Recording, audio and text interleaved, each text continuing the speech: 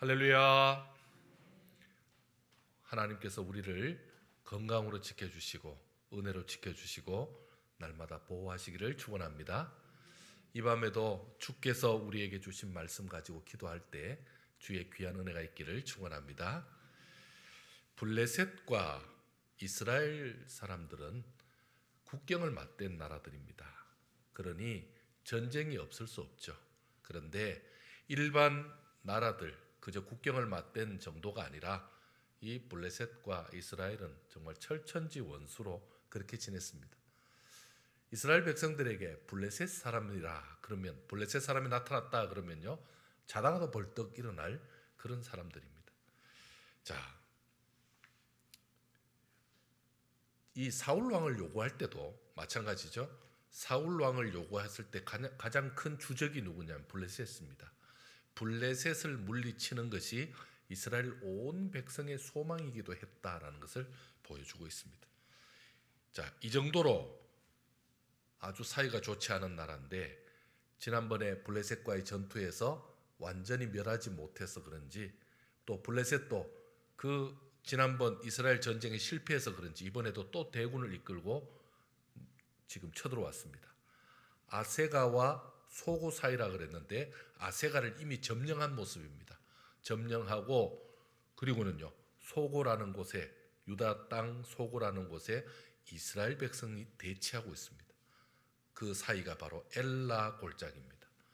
이번에 우리 성지순례팀이 엘라 골짜기에 다녀왔습니다. 엘라 골짜기가 보이는, 양쪽으로 보이는 곳에 가서 우리가 본 적이 있습니다. 도로가에라서 보기가 힘든 상황이었는데 언덕이 있고 양쪽에 마치 보리밭이 이렇게 되어 있는 그곳에서 보면서 정말 골리앗과 그리고 다윗의 그 전투하는 모습을 생각하니까 정말 상상이 되면서 너무너무 아주 이렇게 흥분됐던 기억들이 있습니다. 그 엘라 골짜기, 그곳에 지금 대치하고 있는 것입니다. 여러분, 이 엘라 골짜기라는 곳에, 그곳에서 대치하고 있는 이 상태의 그 모습을 한번 성경에서 한번 찾아보겠습니다. 3절 한번 보겠습니다. 3절 한번 같이 읽겠습니다. 시작. 이쪽 산에 섰고 이스라엘은 저쪽 산에 섰고 그 사이에는 골짜기가 있었더라. 아멘. 블레셋 사람들이 이쪽 산이라는 것은 아세가 쪽이고요. 그리고 이스라엘 사람들, 저쪽 사람들은 저쪽 산이라는 것은 소고 쪽입니다. 그래서 중간에 들판을 두고 골짜기를 두고, 우리가 말하는 깊은 골짜기가 아니라 그냥 큰 밭 같은 그런 모습이었습니다. 자, 블레셋과 이스라엘 군이 이렇게 대치하고 있는 모습입니다. 여기에 이제 새로운 전황이 발생합니다. 자, 전쟁이 일방적일 때는 어떻습니까? 한쪽이 그냥 몰아오겠죠. 그런데 양쪽에 병사들이 있는데 상대가 어느 정도인지를 모릅니다. 어느 정도의 병력이 있는지를 모릅니다. 상대에 대한 정보가 없습니다. 그럴 때는 어떻게 합니까? 대치할 수밖에 없죠. 대치할 수밖에 없습니다. 그래서 블레셋 쪽에서 먼저 이제 싸움을 도두는 자라는 사람이 나옵니다. 바로 그 사람이 누굽니까? 골리앗입니다. 이 싸움을 도두는 자를 해석하면 남을 위해 대신 싸우는 자, 이렇게 말합니다. 요즘으로 말하면요, 이 돈을 받고 전쟁을 치르는 그런 전쟁에 대한 전문가들이라고 그렇게 보시면 좋겠습니다. 자, 이 블레셋 진영에서 이 싸움을 도두는 자 골리앗이 나와서 하는 말이, 우리가 결투하자 그럽니다. 대표가 나와서 전쟁하자. 그래서 만약에 너희가 나를 죽이면 우리가 종이 되고, 너희가 대표 선수로 보낸 사람이 죽으면 너희가 우리 종이 되는 거다. 지금 그거 얘기하고 있습니다. 자, 문제는 이 싸움을 도두는 자가 보통 사람이 아닙니다. 어떤 사람입니까? 거인이죠. 여러분, 성경이 이렇게 나옵니다. 엄청난 키를 자랑합니다. 6규빗 한 뼘. 이것을 계산하면 약 3m가 됩니다. 3m. 70인경이라고 이 성경을 다른 번역본으로 번역한 곳이 있습니다. 거기는 아주 최소로 잡혀 있습니다. 거기는 2m 10 정도로 잡혀 있습니다. 자, 그러면요, 이 정도 키면 어떤 사람도 함부로 할 수 없는, 그리고 아주 기가 질리는 그런 상황이죠. 거기다가 이 사람의 키가 크다는 걸 알 수 있는 것은 앞에 방패든자 한 사람을 세우죠. 그 사람하고 확연하게 차이가 나기 때문에 키 큰 것을 금방 알 수 있습니다. 자, 골리앗의 등장만으로 이 전쟁의 판도가 확 기울기 시작합니다. 도대체 골리앗은 어떻게 이스라엘을 압도하는 것입니까? 자, 본문에는 골리앗의 외형을 강조하고 있습니다. 그리고 그의 외형이, 그가 지금 노투구를 썼다, 그리고 그가 비늘 갑옷을 입었다, 그리고 각반을 찼다, 그리고 배틀제 같은 창을 들고 있다, 이런 모든 모습을 얘기하면서 지금 외형을 강조하며 당시에 이스라엘 그 군대가 보면서 아주 질급을 할 정도로, 너무너무 지금 놀랄 정도로 그 모습을 성경은 그대로 보여주고 있습니다. 자, 기가 죽어서 아무 말도 하지 못하는 모습입니다. 정적이 흐르고 있죠. 그 정적 속에서 골리앗이 말하고 있는 내용이 나옵니다. 자, 이스라엘 진영에는 아무 소리가 나지 않고 지죽은 듯이 조용하고, 그리고는요, 이스라엘에는 묘사조차 없습니다. 그야말로 골리앗 앞에 아무런 존재감이 없는 이스라엘의 모습이고요.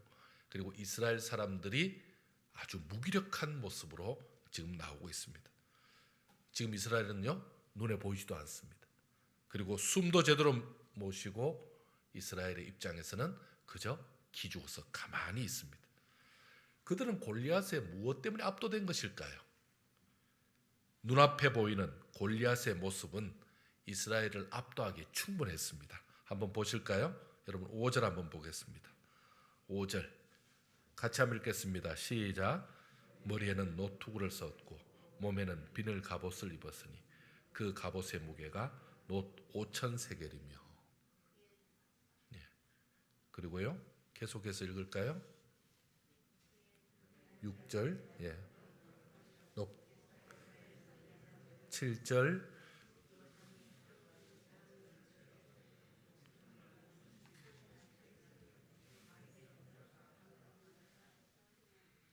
자, 골리앗에 대한 아주 구체적인 묘사를 보여주죠. 골리앗은 엄청난 키와 그리고 완전 무장한 모습, 그 모습은요, 이스라엘 그 군대가 처음 봤을 때 그 사람을 인간으로 봤겠습니까? 인간이 아닌 거죠.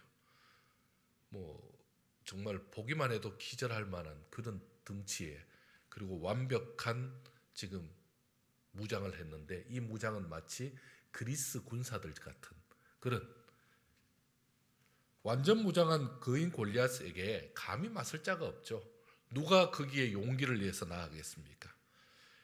창자루가 배틀째 같고 창날만 600세겔이다. 이 자체가 상상도 할 수 없는, 일반 사람이 들 수도 없는 그런 무게입니다. 자, 이 같은 골리앗의 모습과 손에 든 무기는 이것을 본 이스라엘 백성들에게 주눅들고 꼼짝 못하게 할 만큼, 얼어붙게 할 만큼 충분했던 것입니다. 자, 그것으로 끝이 아니죠. 그런데다가 그의 우렁찬 목소리와 그의 연설을 들은 이스라엘 백성들은 떨기 시작합니다. 그럼 8절 한번 읽어보겠습니다. 8절 시작.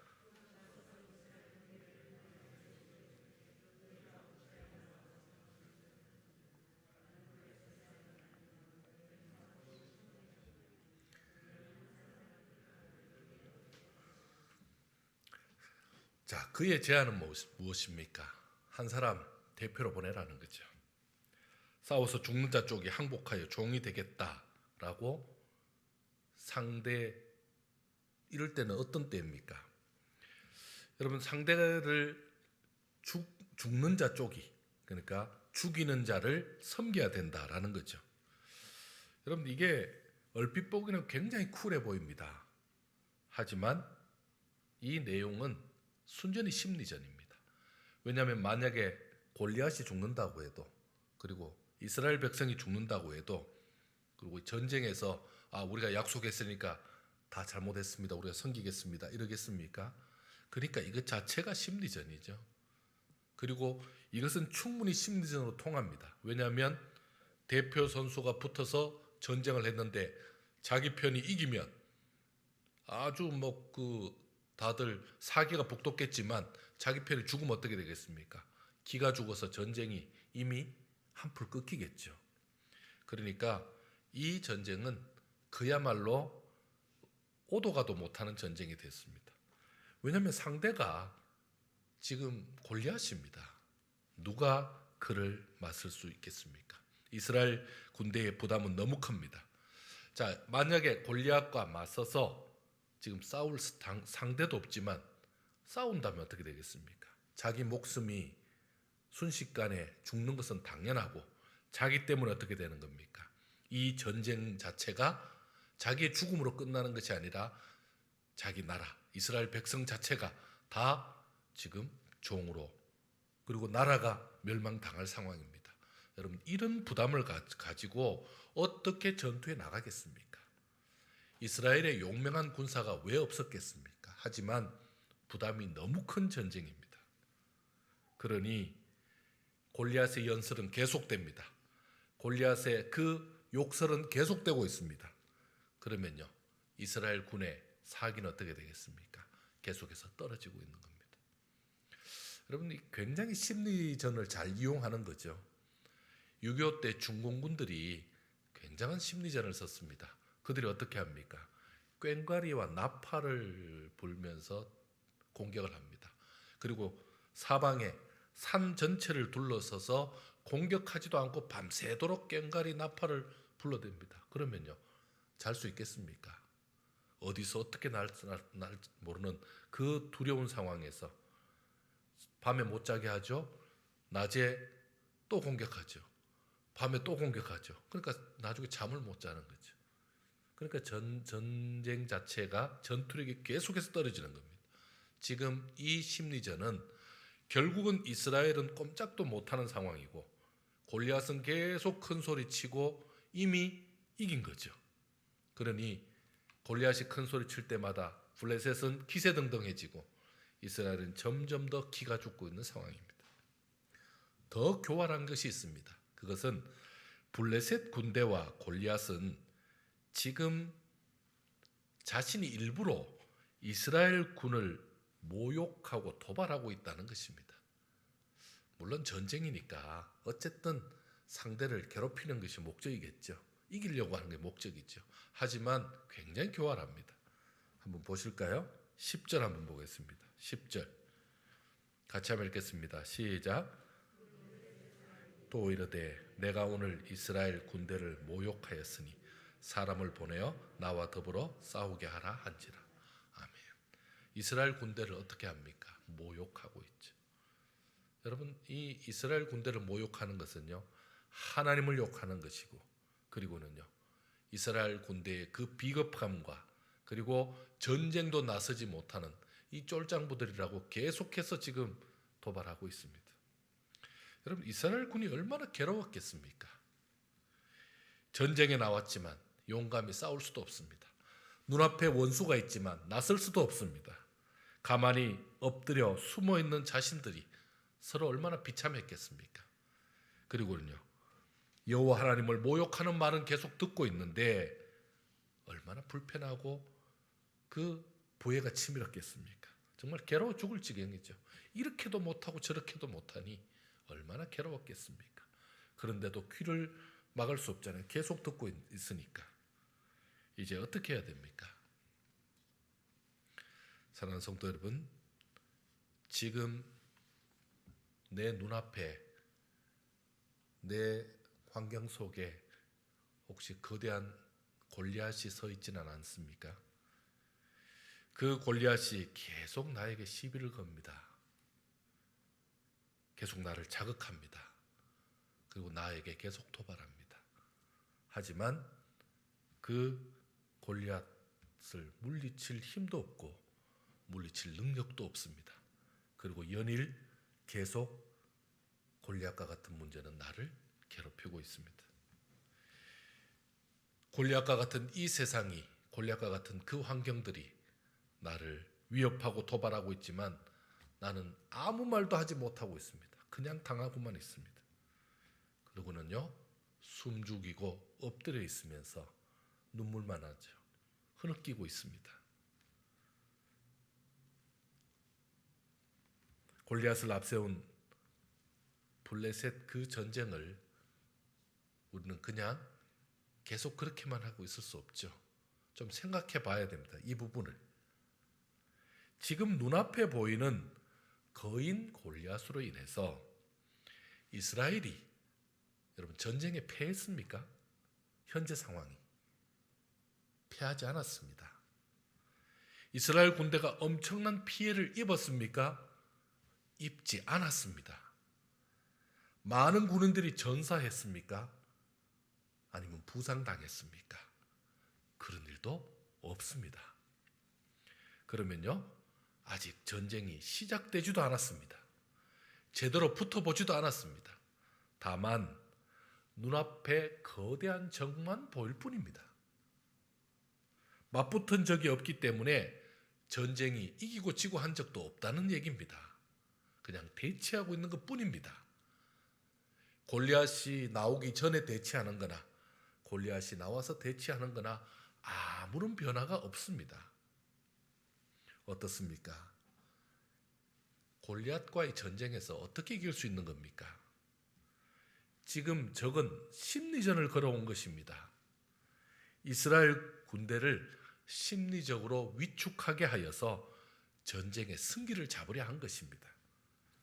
적군의 선전이니까 그 심리전에 밀리지 않고 지금 내가 가지고 있는 것, 그리고 지금 내가 지키고 있는 것, 그리고 지금 내가 할 수 있는 것에 그것을 의지해서 전쟁을 임하면 됩니다. 내 할 일을 하면 되죠. 블레셋 군 진영에는 눈에 보이는 거대한 골리앗이 있을 뿐입니다. 그가 지금 도발하고 있는 것 뿐입니다. 하지만요, 유다군에는 누가 있습니까? 보이지 않으면서 능히 골리앗을 제압할 수 있는 하나님이 있습니다. 그 하나님이 지금 이스라엘 군대를 지키고 있습니다. 차이는요, 눈에 보이는 것과 눈에 보이지 않는 차이일 뿐이죠.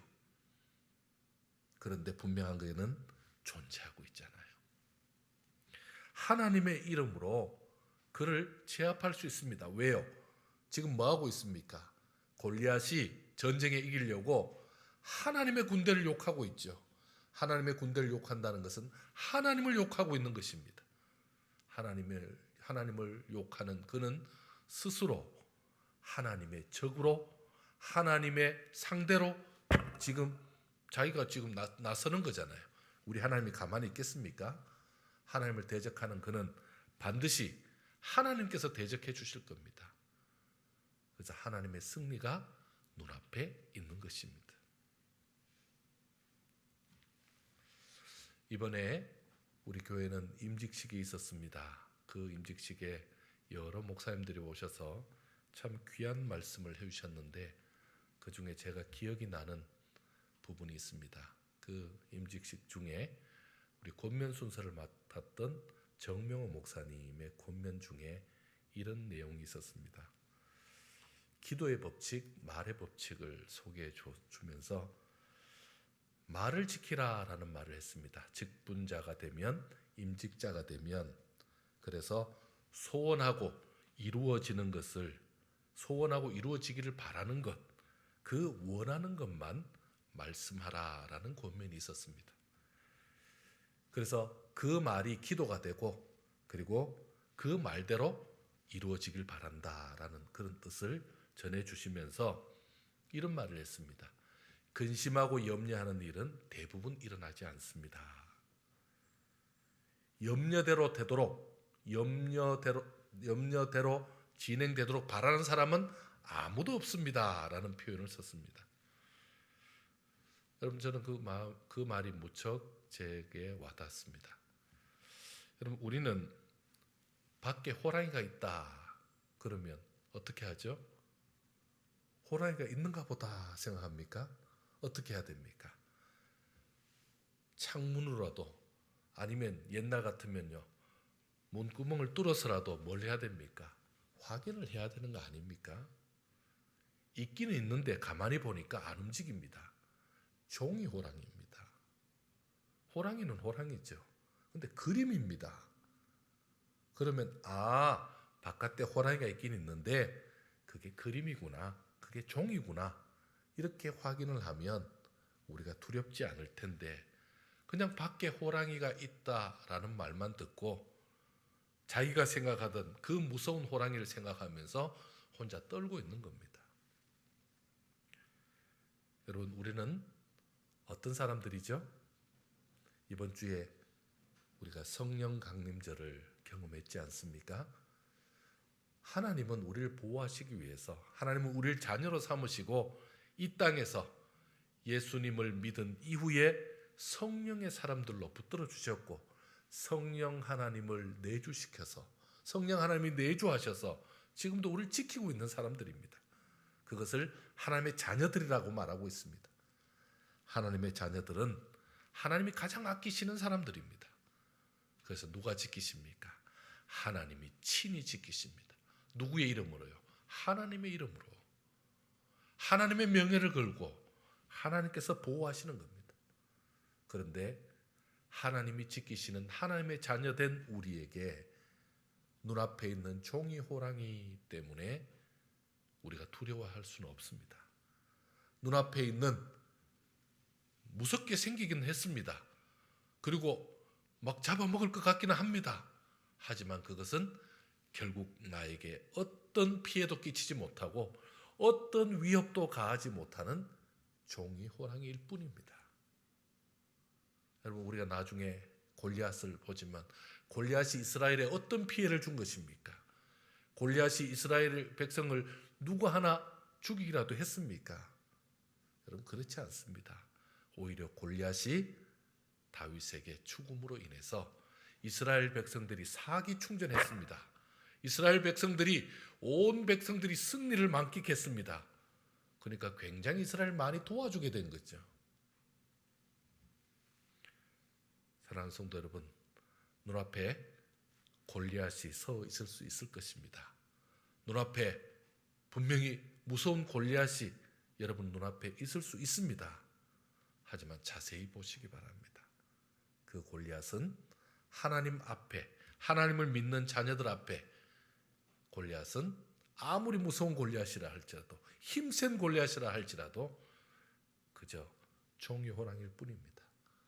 오늘 우리 주님을 믿고 의지하는 주의 백성들의 앞에 두려워하는 것이 아니라 오히려 하나님 때문에 더 담대해지고 더 분명한 신앙 갖는, 그래서 이 위기를 믿음으로 이겨내는 저와 여러분 되기를 축원합니다.